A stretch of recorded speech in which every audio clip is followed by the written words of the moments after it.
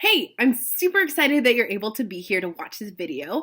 I am going to give you the 411 on one juicy bit that you want to make sure that you have in place as you're starting your purpose-led business.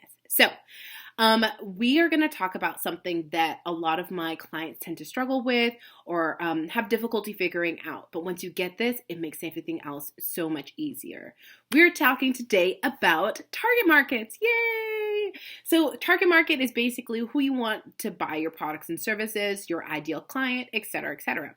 So the reason that you want to build this is it makes it so much easier when it comes to writing copy, creating messages, creating products and services, and really what it is that you're saying that you are, what your services are, so that you can really connect with the people that are looking for you and that you really want to serve.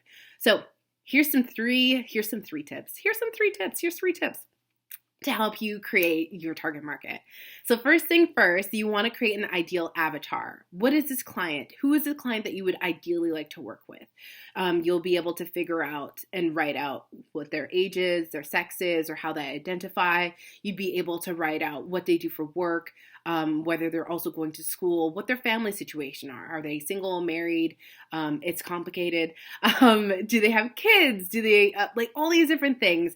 And in figuring out like what they do on the weekends, what they spend the majority of their time doing, what they actually value, you're able to create really unique messaging that supports them. Now, this actually comes in because in knowing more about who they are, you're also going to know more about their struggles, their pain points, the things that they're really looking to fix, and what they actually want to create. So in knowing what their point A is, then you'll be able to provide a solution that'll take them to their point B. Now, this is really great also because you can say that your products are really for everyone. And even though it may be true, that it doesn't make it easy for people to buy into you, your products, or your services if you just say, hey, I'm for everyone. It's also really difficult for people to refer you to just anyone because you don't have a niche. So the tighter that your niche is, the tighter that we know who it is that you're able to take care of, the easier that it is for people to either buy in or buy out, period. And oftentimes I find you get a lot of referrals from people that are like, hey, this isn't exactly the person that you tend to work with, but I think this might be a good fit. And it might be. Okay.